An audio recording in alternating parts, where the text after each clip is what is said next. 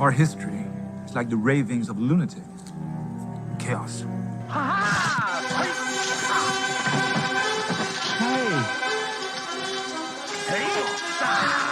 Hey everyone, and welcome to the House of the Conqueror. I'm Johnny B. Crazy, and let's get right into it.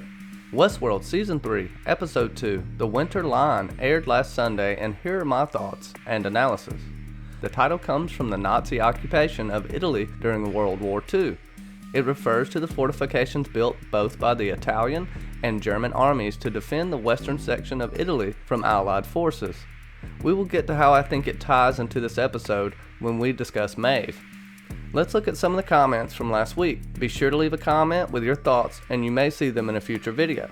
OTDA says, I understand the nod to Teddy in the next on bit, but we've seen HBO misdirection before. I don't think Caleb is a host, but I do think there's something that may tie him to the park. I think Peter would be a good guess for who's in hell, but admittedly, I don't know what the end game of that would be. Thank you so much for the comment, OTDA. And I do think Teddy may be in someone else yet to be revealed. Dolores may bring back her future lover, but I think his mental stability is too much at question for her to put him in hell. Now, as far as Abernathy goes, I think that's a pretty decent guess. Plus, Dolores, in the end, wants a peaceful life with her father, like they had on the ranch, as we see here. Do you remember our ranch? Caleb does have a tie to the park in my opinion, but in this way. Caleb and humanity are in a loop just like the hosts were.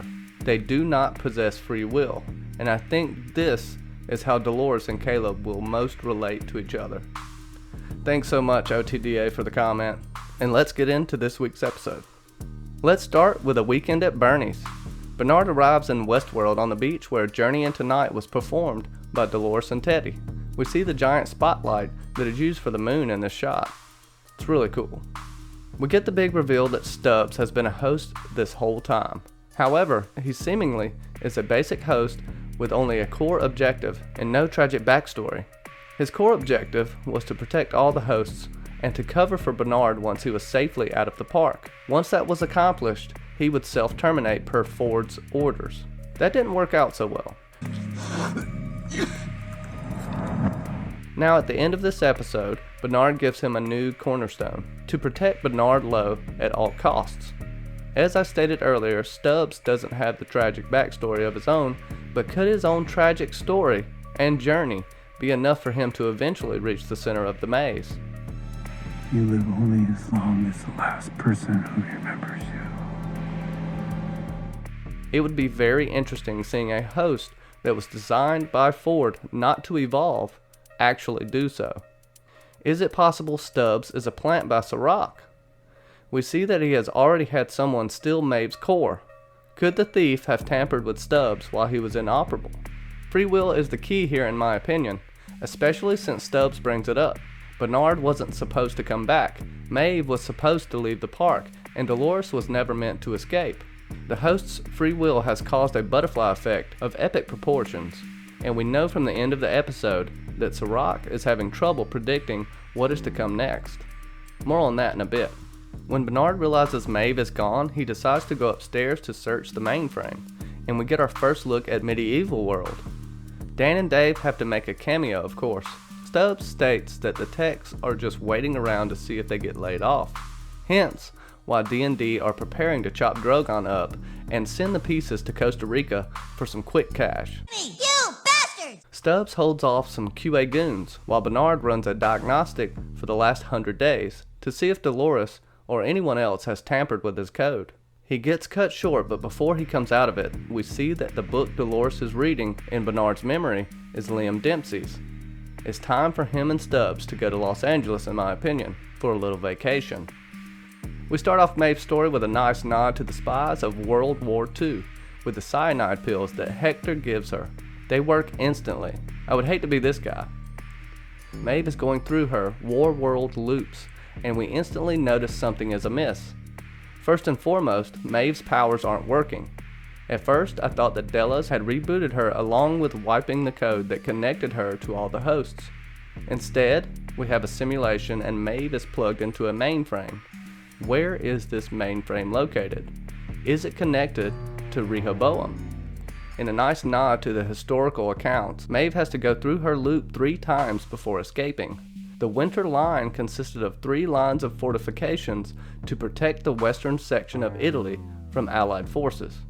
During these loops, we see that Hector does not remember anything and won't wake up.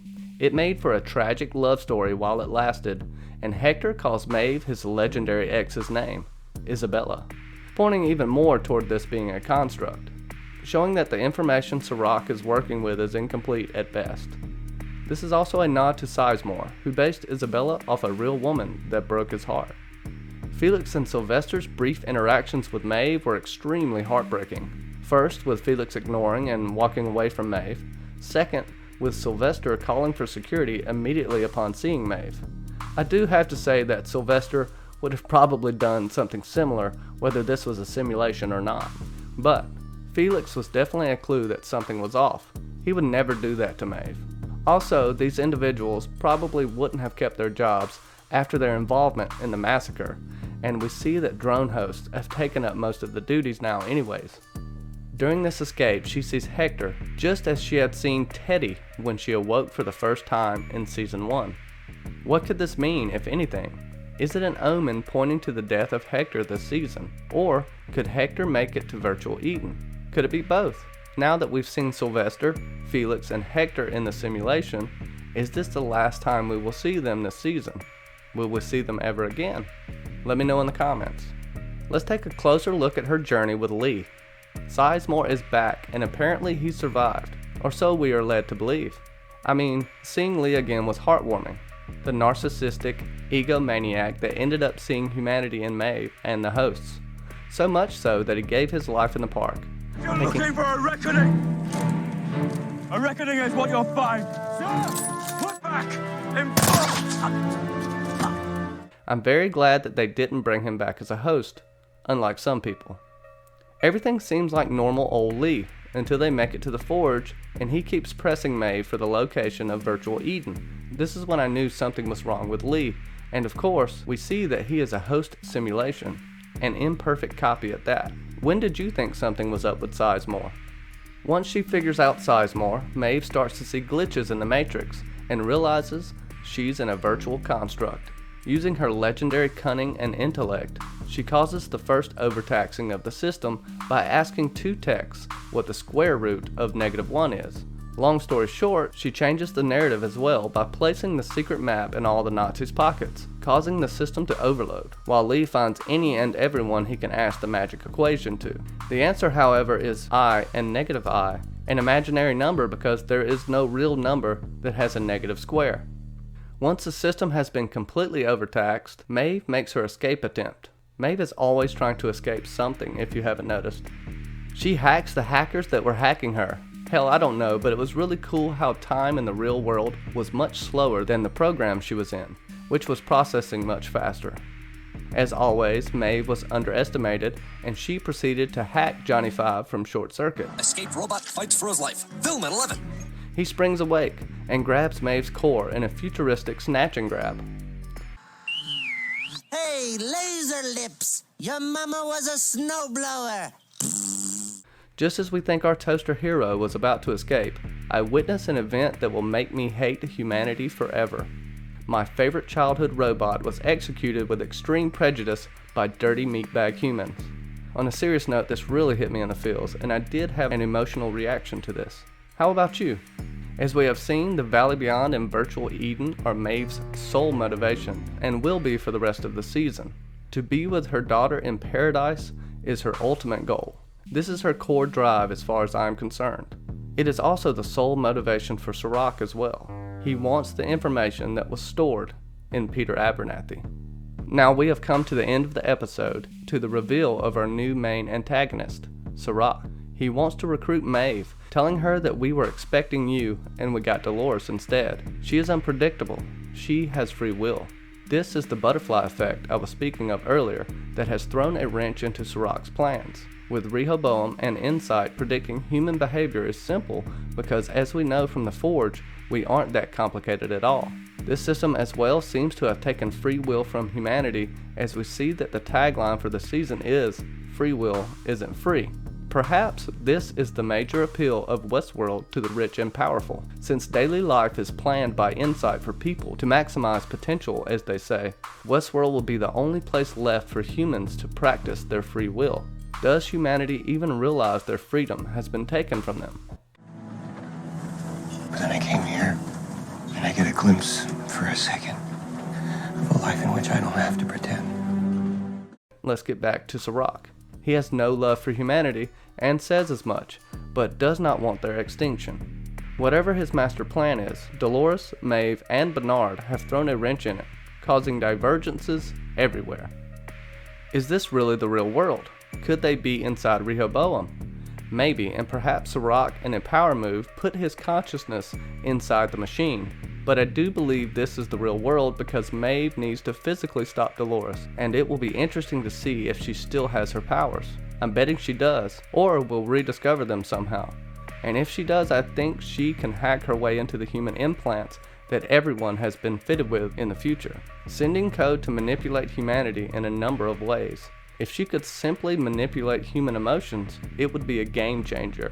Caleb also has his implant turned off. Does this mean Maeve may not affect him, or could Rehoboam not be as effective with his implant turned off? Tell me what you think. And do you think Maeve could have a human army? Anyways, that's my tinfoil for the week. Serac offers her a deal and Maeve tries to refuse the only way she knows how, when someone threatens her free will. But Serac has a fail-safe magic button, of course. He's going to give her a little time to think about what she's done and knows she will agree to help him. Her daughter is Maeve's only focus, and we see that she's willing to kill herself if she thinks there is no way out. Serac wants access to the key, Abernathy's info, and Maeve wants to live in peace with her daughter. As we have seen, she will seek that refuge to the bitter end, and Dolores has the coordinates to Maeve's final destination. Serac has all the cards. For now. Will Maeve ever reach virtual Eden? What could she do to trick Serac in the end? What is Serac's goal for humanity? Does he want to be a god? It seems that way. This is my world. And that's my take from this week's episode. If you have anything to add, please leave it in the comments below, and I will be sure to try and address it in the next video. Join me Sundays immediately after Westworld airs on Before the Dust Settles with Top Shelf Fandom, and every Wednesday at 8:30 p.m. Eastern Standard Time on The Episode Club with Mackenzie L. Burns. The links are in the descriptions below. Be sure to subscribe and hit that notification bell for more content like this, and a very special thank you to all my patrons. Check out my Patreon if you want to support my crazy. Thank you for visiting the House of the Conqueror. Johnny Be Crazy, signing off.